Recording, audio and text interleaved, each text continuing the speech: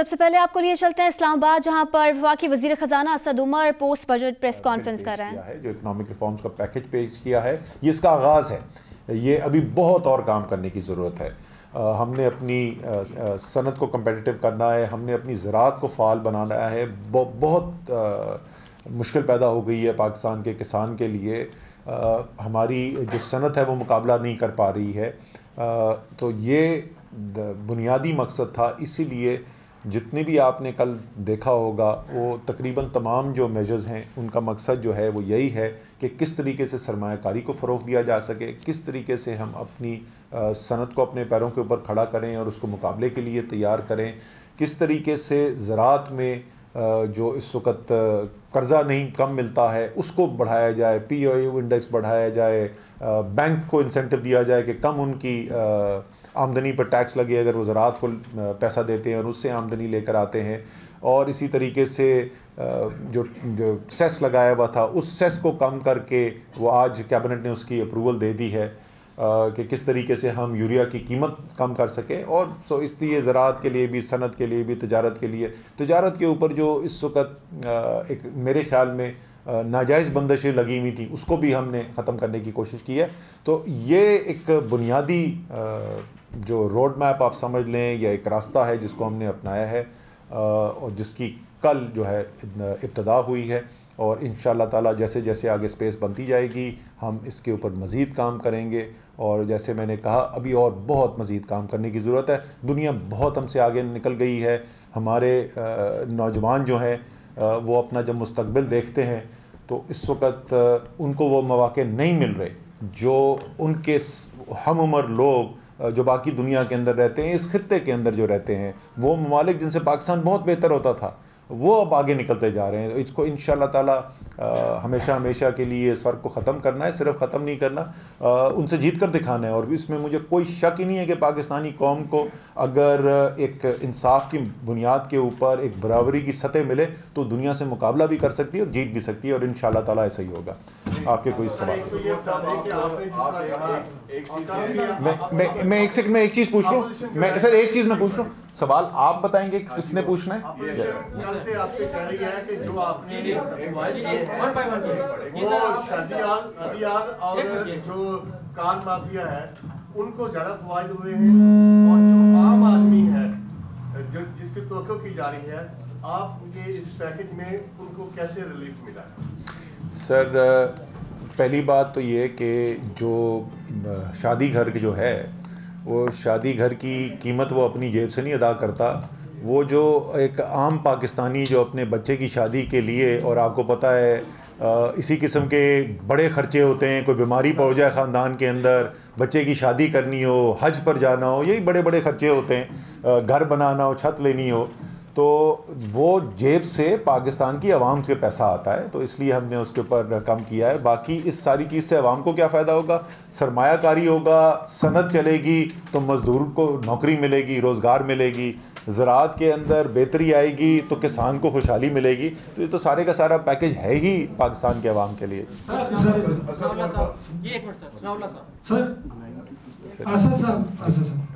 एक तो ये बता दें, ये जो सप्लीमेंट्री फाइनेंस बिल है मैंडेट, इसमें आपका रेवेन्यू इम्पैक्ट कितना है, पॉजिटिव और रिलीफ कितना है, थोड़ी सी बता दें जो आपने इसको कैलकुलेट किया है। सेकंड ये बता दें, आपने चाइना का जिक्र किया, अब तो मेरा ख्याल महीना हो गया चाइना से आए हुए।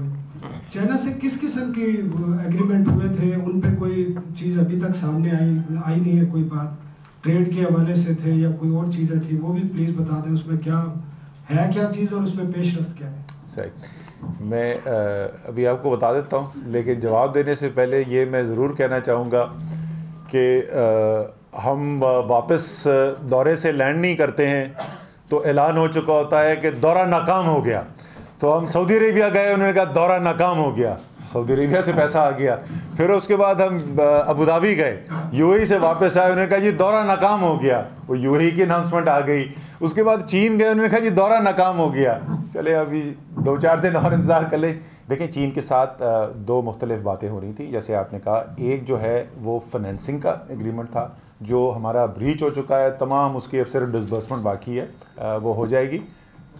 हो जाएगी, बता देंगे, फिक्र नहीं, छुपाएंगे नहीं जिस दिन हो जाएगी। और ये बिल्कुल चंद दिनों की बात रह गई है, ठीक है ना, चंद दिनों की बात रह गई है। वो उनकी देखिए, हमारे जो क्या वजह, हम पहले से क्यों नहीं बताते, ये जो दूसरे जो जिस मुल्क के साथ हम ये कर रहे होते, ये उनकी हमेशा रिक्वेस्ट होती है कि जी जिस वक्त तक फाइनल ना हो जाए उस वक्त तक आप अनाउंस ना करें, इसलिए हम नहीं बताते। दूसरा उसका जो पहलू था वो तिजारत का पहलू था, और मैं रज़ाक दाऊद साहब से रिक्वेस्ट करूँगा कि अगर इस पर वो कुछ कमेंट कर दें। जो हमारा चाइना के साथ जो हमारी एग्रीमेंट हुई थी वहाँ बेजिंग में, वो अभी मुकम्मल हो गई है, और हम लोग डिटेल्स में जा रहे हैं कि कितना हमारा एक्सपोर्ट शुगर में होगा, कितना हमारे राइस में होगा, और टेक्सटाइल में कितना होगा। तो इंशाअल्लाह मैं समझ रहा हूँ कि आने एक हफ्ते में हमारे लोग वहाँ जाएंगे और वो हमारा सारा वो प्रोग्राम चल पड़ेगा। तो अच्छा, मैं उसका बता देता हूँ। दूसरा वो जो पहलू था, जो रेवेन्यू इम्पैक्ट है FBR की कैलकुलेशन जो है वो इस 5 माह के अंदर, इस साल रवा साल जो है उसमें मनफी 6.8 अरब रुपए की कैलकुलेशन है उनकी, कि उनका रेवेन्यू लॉस है। मेरे ख्याल में इसमें से थोड़ा सा आपको, क्योंकि गाड़ियों की सेल्स वगैरह बढ़ेंगी तो उससे कुछ कम हो जाएगा, तो थोड़ा सा नेगेटिव ही है। टैक्स जो है आज मैं क्या बोलूँ यार अपने दोस्तों को, एक बहुत बड़ा अखबार, मैं हमेशा नाम नहीं लेता आप लोग लेकिन समझ जाते हैं, एक बहुत बड़ा अखबार, उर्दू का अखबार, फ्रंट पेज पे खबर लगी हुई है 12 अरब रुपए के टैक्स लगा दिए। तो वो भी मैं ढूंढ रहा हूँ सुबह से, यार वो मैंने 12 अरब के कौन से टैक्स लगाए, मुझे पैसा तो दे दो। सिर्फ एक टैक्स में इजाफा किया गया, नया कोई टैक्स नहीं गया। मैं बिल्कुल भी मेहताब हैदर की तरफ इशारा नहीं कर रहा। तो सिर्फ 1800 सीसी बड़ी गाड़ियों के ऊपर टैक्स के अंदर ड्यूटी के ऊपर इजाफा किया गया, कोई नया टैक्स नहीं लगाया गया। लेकिन हमारी ये यकीन ज़रूर है कि हम जब मईशत के अंदर इससे सरमायाकारी बढ़ेगी, उससे सनत के अंदर बेहतरी आएगी, ज़राअत के अंदर बेहतरी आएगी, तो खुद ब खुद टैक्सों को भी बाद में इंशाल्लाह ताला आ जाएगी। जी असद साहब, मैं इधर रिजवान साहब, सैयद मुश्ताक रिजवान। असद साहब, आप वाहिद एक शख्सियत है जो इलेक्शन के फौरन बाद इमरान खान साहब ने जिनकी तरफ इशारा किया कि ये मेरे फाइनेंस मिनिस्टर होंगे, उसके अलावा किसी कैबिनेट को नहीं पता था कि रज़ाक दाऊद साहब ने एडवाइजर बनना है नहीं बनना है, या आपका पता था? आप समझते हैं कि ये आपकी तैयारी उस हिसाब से नहीं थी? अगर जबकि आपको बता दिया गया था कि आप फाइनेंस मिनिस्टर हैं, तो ये तो तैयारी उस दिन से बल्कि उससे पहले से शुरू हो जानी चाहिए थी। ये एक तो ये हो गया। दूसरा ये कि आपने यूथ के हवाले जिक्र किया, तो आप ये यूथ को क्या खुशखबरी देना चाह रहे हैं कि बताओ कितना आपको मजीद इंतजार करें, 6 महीने, 6, 5 साल, 2 साल, 3 साल, ताकि वो आपके उस पर जो है प्रोग्राम में आ सके? सर, पहले आपके सवाल का तो जवाब ये है कि आपकी खबर दुरुस्त नहीं है कि इलेक्शन के फ़ौरन बाद मुझे इमरान खान ने बता दिया था। उन्होंने इलेक्शन से पहले ऐलान कर दिया था, उन्होंने इलेक्शन से पहले ऐलान कर दिया था, फिर भी क्या नहीं हुआ। सर जी, मैं आपको पहले भी बता चुका हूँ, ये कई दफ़ा, मैं दोबारा अर्ज़ कर देता हूँ। मरीज़ जो है, जिस वक्त उसको हार्ट अटैक हो रहा हो ना और वो मरने वाला हो, तो उसको जिम्नेजियम में ले जाकर डंबल उठा के मसल नहीं बनाते, उसकी करते हैं ICU में ले जाते हैं और सर्जरी करते हैं। मरीज़ हमें इन्होंने दिया सर्जरी के अंदर, तो पहला काम सर्जरी था। जो पहला फ़ेज़ जब मुकम्मल हो गया, जब हमें संभाला आना शुरू हो गया, उसके बाद हम दूसरे फ़ेज़ के ऊपर चले गए हैं। ये अगर आप देखें कि डायरेक्शन क्या होगी, आप हमारा इलेक्शन से पहले का मंशूर और इकनॉमिक जो उसका हिस्सा था मंशूर का, वो ज़ाहिर मैंने ही ऑर्गेनाइज़ करवाया था, वो उसको उसके अंदर पढ़ लें। जो कल 23 जनवरी को हमने किया, ये उससे मुख्तलिफ नहीं है, लेकिन सीक्वेंस जो है रिफॉर्म का वो बड़ा ज़रूरी होता है। और वो जैसे मैंने कहा कि अब वो फेज़ आ गया है कि हम अगले फेज़ की तरफ चलें। जी जी, यूथ के लिए जी देखें, यूथ में अच्छी बात ये है कि मेरे जैसे बाबे जो है ना, वो तो उनके आगे ज़िंदगी थोड़ी सी रह जाती है, तो वो तो कहते हैं यार मुझे कल मेरा ठीक करो, परसों की किसने देखी है। यूथ जो है वो अपनी ज़िंदगी आगे देख रहा है, वो देख रहा है कि ये हुकूमत जो है और इमरान खान जो है क्या ऐसी बुनियाद डाल रही है, क्या ऐसी एक मईशत क़याम करने के लिए जा रही है कि जिसके अंदर मेरी ज़िंदगी जो है अगली जो 10 साल, 15 साल, 20 साल, 30 साल जो है वो बेहतरी की तरफ जाएंगे या नहीं जाएंगे। तो यूथ जो है उसको बिल्कुल एतमाद है, और इंशाअल्लाह ताला जैसे मैंने कल भी अर्ज़ किया था, हम आपके साथ ये अदाद-ओ-शुमार भी शेयर करेंगे, इसी पार्लियामेंट्री टर्म के अंदर आपको इंशाअल्लाह ताला नज़र आएगा कि ये जो बुनियादी मैंने जो आपसे इंडिकेटर्स जिनकी निशानदेही की है, बात की है, वो आपको उनको वो तब्दीली नज़र आएगी, उसके अंदर वो सूरत हाल नज़र आएगी जो जिसका हम ख्वाब ही देखते रहे अभी आज तक हो नहीं सका। आगा ताहिर जी, सर आपने कितनी दफ़ा अनाउंसमेंट किया कि हम IMF का जा रहे हैं, नहीं जा रहे, एक तो ये बताएंगे कि आप IMF प्रोग्राम में कब जा रहे हैं, और ये जो गैर यकीनी की कैफियत है ये कब ख़त्म होगी, और नौजवानों को जो आपने कहा कि 1 करोड़ नौकरियाँ देंगे, वो नौकरियाँ कब तक एक्सपेक्टेड है? सर वो तो उसका जवाब वही है जो मंशूर के बाद था, 5 साल के अंदर 1 करोड़ नौकरियां जो हैं उनके पैदा करना है। अगर जिस सूरत हाल के अंदर वो छोड़ के गए थे मईशत, वो ना करते तो ज़रा जल्दी ही उसकी तरफ तेज़ी से तरक्की करना शुरू कर देते। अब जैसे मैंने कहा कि थोड़ा सा काम इंतज़ार करने की ज़रूरत है। दूसरा पहले वाला पहलू आपने क्या कहा आए में देखें, अब ये मुझे बताएं, ये गैर यकीनी सर देखें कुछ चीज़ें होती हैं जो मार्केट के अंदर नज़र आती हैं, ठीक है सर।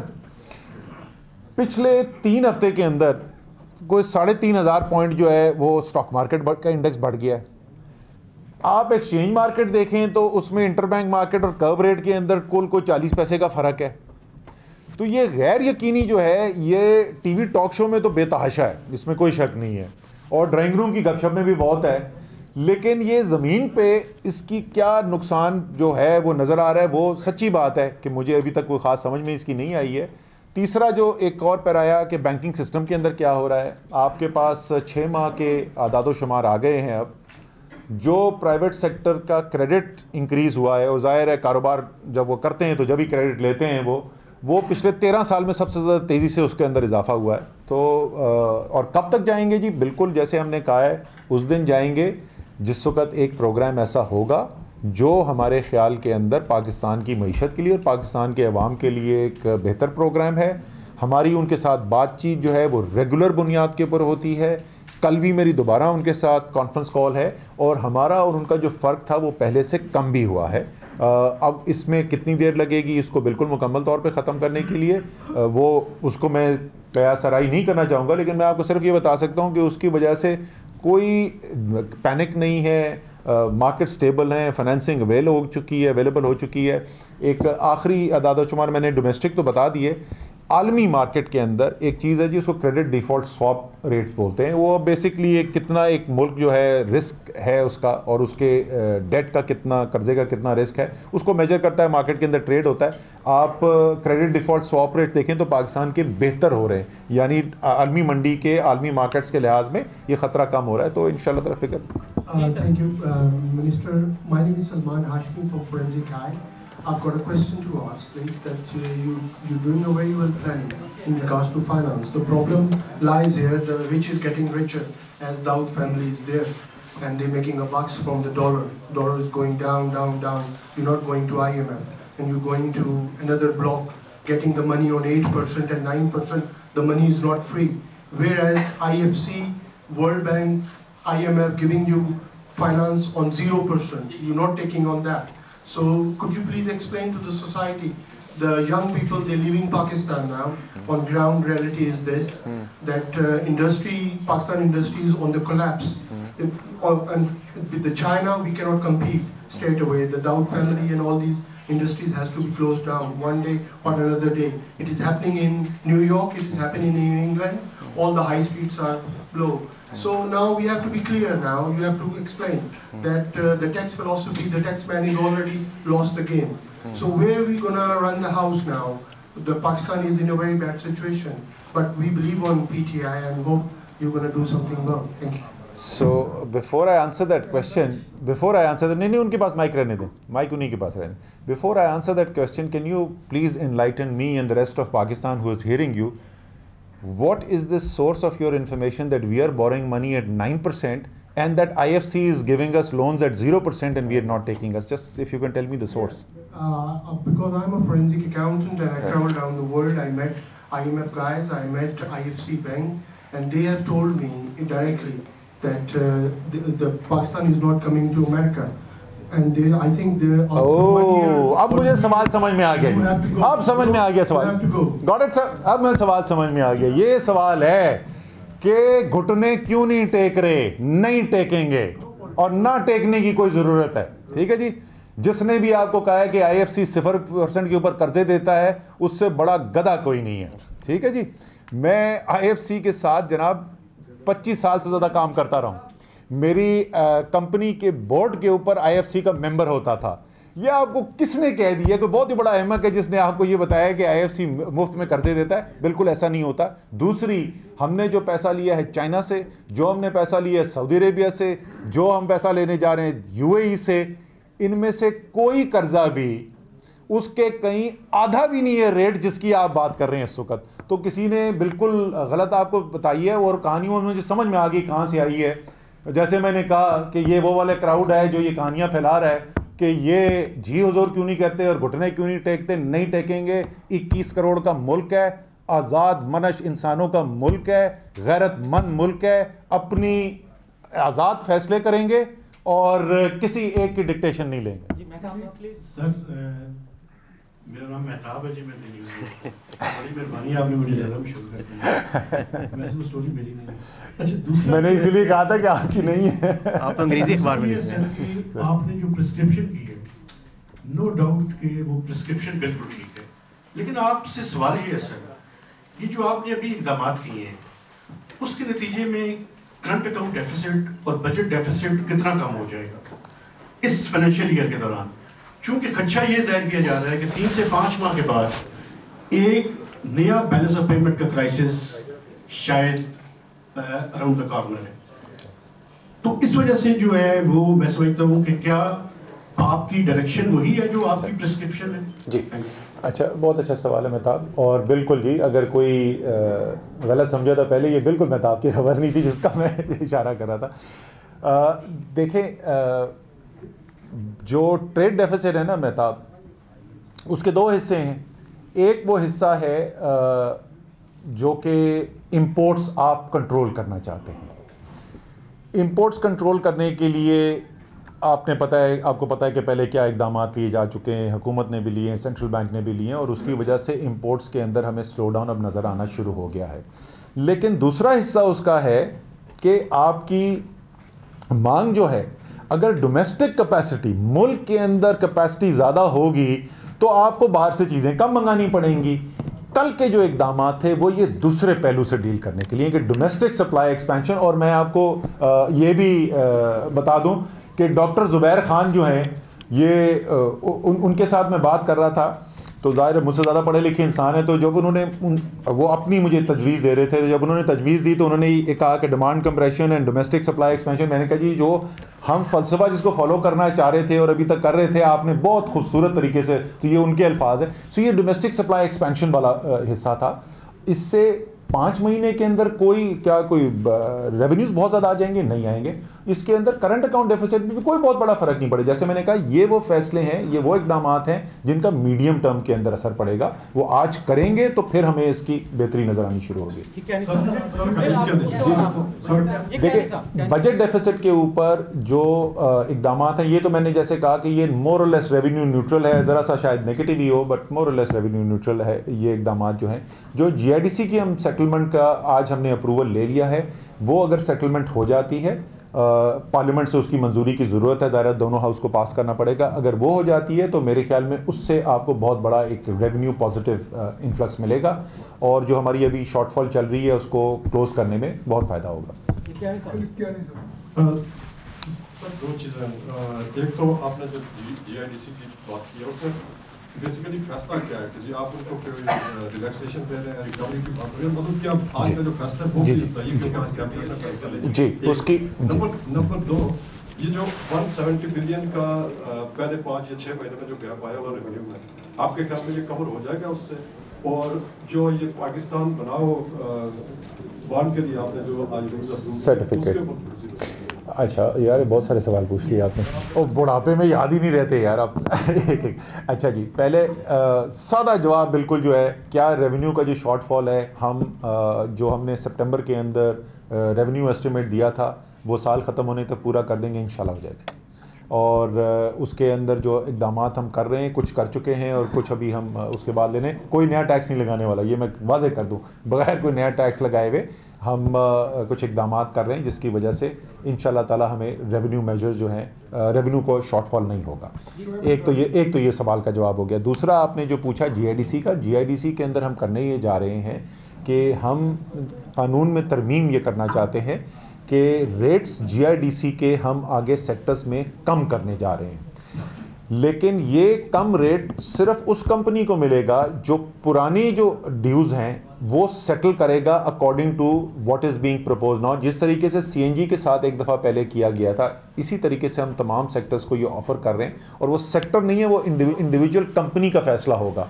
तो जो कंपनी वो सेटलमेंट कर लेगी, वो बेसिकली पुराने जो ड्यूज़ हैं उसका 50% जो है, जो डिस्प्यूटेड हैं, कोर्ट्स के अंदर केसेस चल रहे हैं, उन पे भी तलवार लटक रही है, अपनी हुकूमत को भी पैसा नहीं मिल रहा, तो उसको सेटल करने के लिए जो पुराने जो लाइबिलिटी अक्रू हो चुकी है, जब उसके अंदर 50% उस अमाउंट का अगर दे देंगे वो और सेटल कर लेंगे, तो फिर आगे के लिए भी रेट उनके लिए कम कर दिया जाएगा।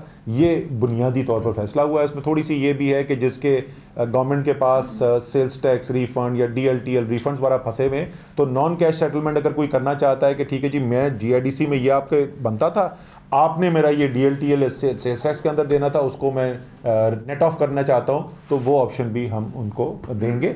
आखिरी पहलू जो है, जो इस फैसले के अंदर काबीना ने जो आज किया है, उसमें यह है कि जो फर्टिलाइज़र के ऊपर GIDC की कमी की जाएगी, वो सिर्फ उस वक्त पे की जाएगी कि जब फर्टिलाइज़र कंपनीज उस कमी को मुकम्मल तौर पर किसान तक आगे पहुंचाने के लिए तैयार होंगे। और जैसे मैंने कल बताया था कि उसका जो हमारा एस्टिमेट है वो तकरीबन 200 रुपये बोरी यूरिया की कीमत में कमी है।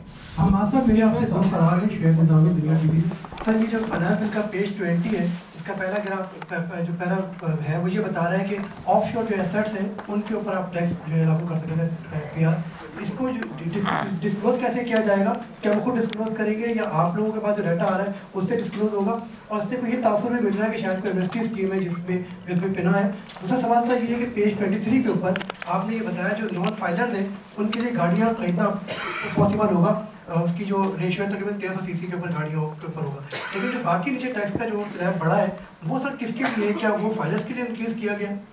जी बिल्कुल कोई एमनेस्टी स्कीम नहीं है, बल्कि ये मज़ीद सख्ती की गई है। जो FBR का यूजुअल प्रोसेस है वो 1 साल से ज़्यादा ले सकता है। ऑफशोर एसेट्स की जो प्रोसीजर्स हैं, इन्वेस्टिगेशन है और परसूअल और ड्यू डिलिजेंस के लिए, अब हमारे पास क्योंकि डेटा बराह रास्त आ रहा है दूसरे मुल्कों से, तो हमें इतने लंबे प्रोसीजर की ज़रूरत नहीं है। इसलिए पहले से FBR के पास गवर्नमेंट कॉन्फिस्केटेड प्रॉपर्टीज़ के ऊपर ये एक कानून और एक शिक मौजूद थी कि आप प्रोविजनल टैक्स असेसमेंट करके रिकवरी कर सकते थे। हमने इस चीज़ को ऑफशोर एसेट्स के लिए भी लागू कर दिया, यानी कि ये मज़ीद सख्ती की है। इससे FBR को उनसे टैक्स लेने में आसानी होगी। और दूसरा मैं आपको याद दिलाता रहूं कि FBR मनी लॉन्ड्रिंग को नहीं देखती। मनी लॉन्ड्रिंग को जो इदारे देख रहे हैं, FMU देख रहा है, SVP देख रहा है और FIA देख रहा है, उन सब के जो कवानीन है वो इंटैक्ट मौजूद हैं, यानी इनके इर्द गिर्द मजीद शिकंजा जो है वो हमने टाइट किया है। तो ये कुछ लोग जो तासुर दे रहे हैं कि शायद ये एमनेस्टी है, ये बिल्कुल ऐसे नहीं है।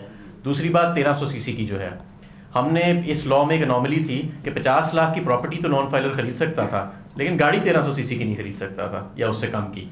तो हमने उस चीज़ को रिमूव किया है ताकि वो 1300 CC तक की गाड़ी खरीद सके, लेकिन नॉन फाइलर जो है उसके ऊपर टैक्स की शरह को बढ़ा दिया है फाइलर की बनिस्बत। यानी अगर वो फाइलर होएगा तो जो वो FED देता था उससे अब उसको ज़्यादा देनी पड़ेगी, ताकि उसके पास इंसेंटिव भी रहे नेट में आने के लिए, और मईशत का जो पहिया है और पूरी इंडस्ट्री का जो पहिया है वो जाम भी ना हो।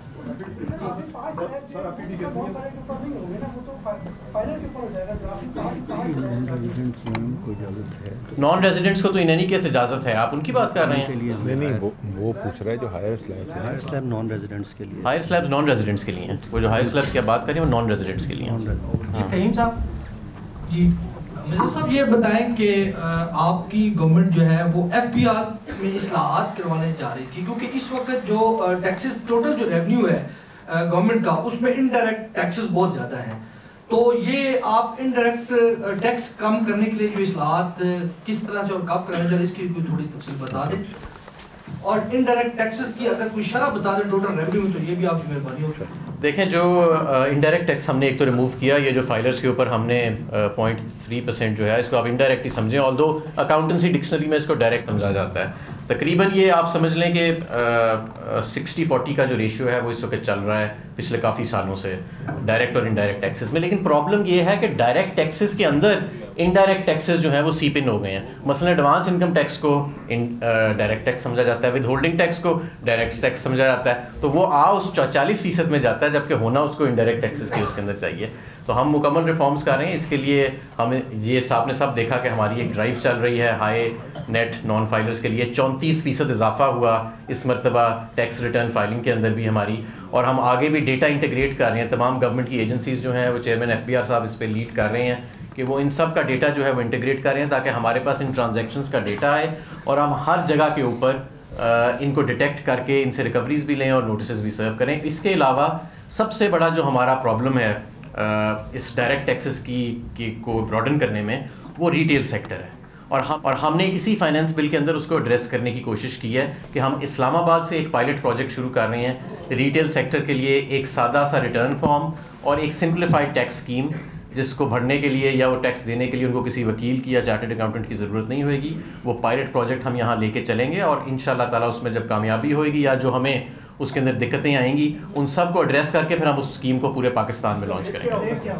वो अभी हम रेट के ऊपर हम उनसे मुज़ाकरात कर रहे हैं जो यहाँ की लोकल ताजिर तंजीमें हैं। हम चाहते हैं कि उनके साथ मिलजुल के अफ़ाम व तफ़हीम के साथ उनको ऑन बोर्ड लेके, रादर देन के यूनिलैटरली हम कोई डायरेक्शन दे दें, उनकी कोऑपरेशन के साथ हम ये सारा करें। तो हम अभी उनके साथ मुज़ाकरात कर रहे हैं।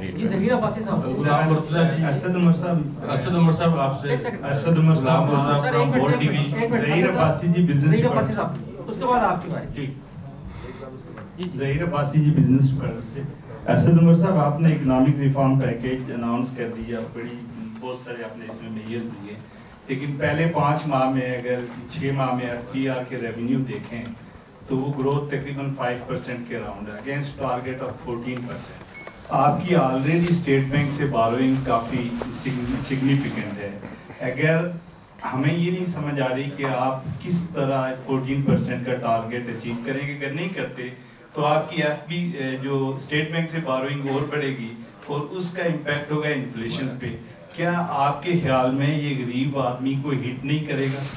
अच्छा, मैं इसका स्टेट बैंक की बोरोइंग वाला पहले जवाब दे दूं, फिर उसके बाद मैं हमाद से बोलूँगा कि वो आपको एक्सप्लेन करे कि अभी तक डिफरेंस क्यों आ रहा था रेवेन्यू कलेक्शन के अंदर।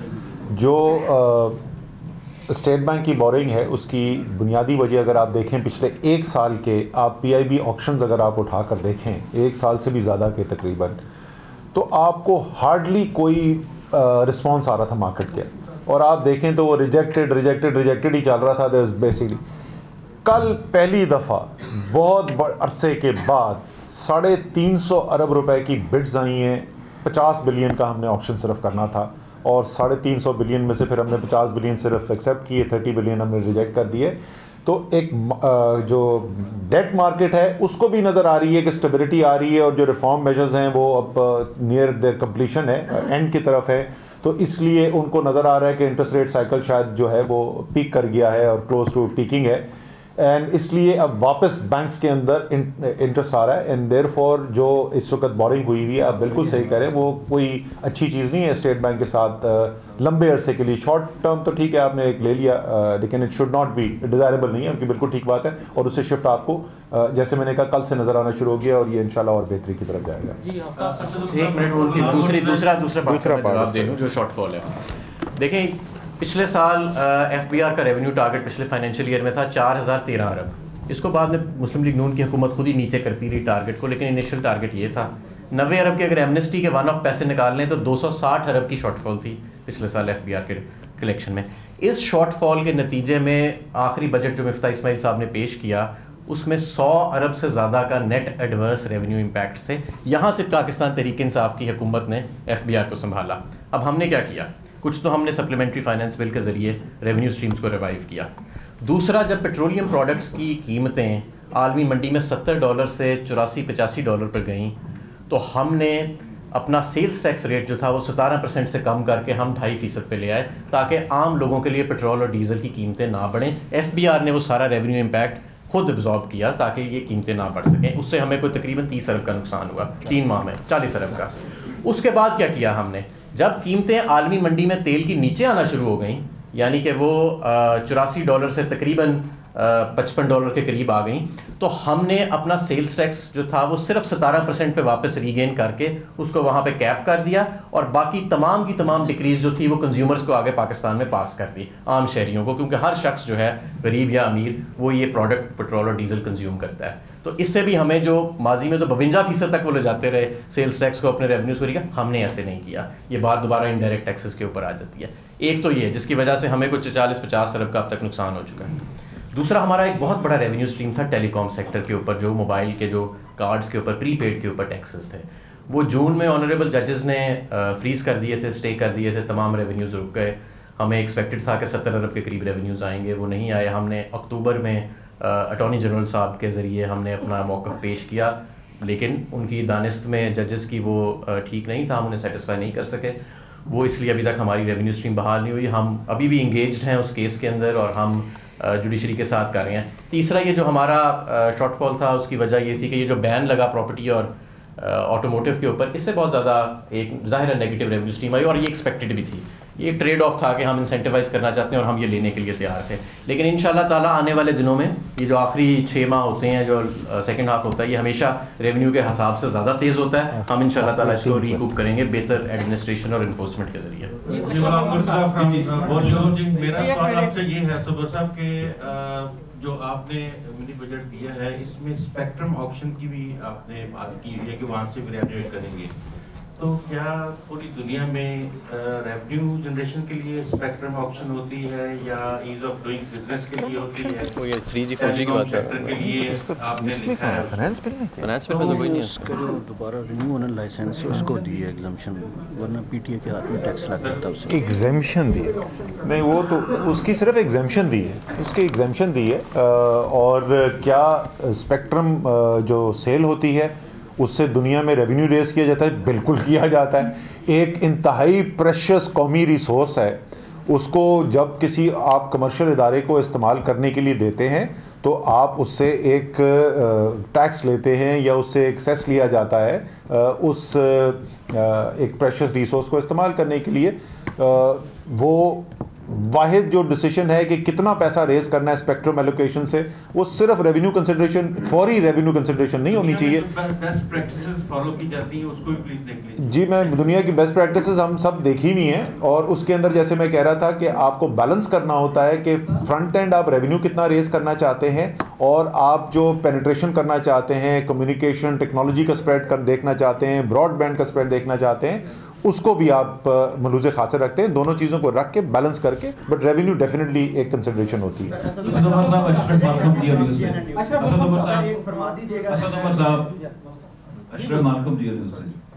एक चीज़, कल आपने ऑटोमोबाइल पे पाबंदी उठाई है कि नाम फायदा 1300 तक गाड़ी खरीद सकते हैं। आज भी मार्केट में सूरत हाल ये है, आप 100% पेमेंट करके 5 महीने से पहले आपको कोई गाड़ी नहीं मिलती। 5 महीने का मिनिमम टाइम है। जो आपने ऑटो सेक्टर को फैसिलिटेट किया, सिर्फ ये किया कि उनकी ओन मनी बढ़ा दी है। जो 2-2.5 लाख थी, अब उसको शायद 3-4 लाख तक हो जाएगी, और डिलीवरी का टाइम भी शायद 1 साल तक हो जाएगा। ये इसकी मंतक क्या सी है? दूसरे 2 सवाल हैं, शायद बजट रिलेटेड तो नहीं है। हमें पैकेजेस मिल रहे हैं जैसा कि बताया जा रहा है सऊदी अरब से, यूएई से। ये सॉफ्ट लोन है तो इसका परसेंटेज इस्लामाबाद में वजीर खजाना Asad Umar post budget press conference कर रहे थे। उनका कहना था कि मुल्क को $2 अरब का माहाना खसारा हो रहा था, ज़रूरी था बैरूनी फाइनेंसिंग का इंतजाम किया जाए। Assalamu alaikum, I'm Huma Amirsha. And I'm Abdullah Sultan. For more videos and updates, what you have got to do, you have got to click the subscribe button. Don't forget to watch Geo News.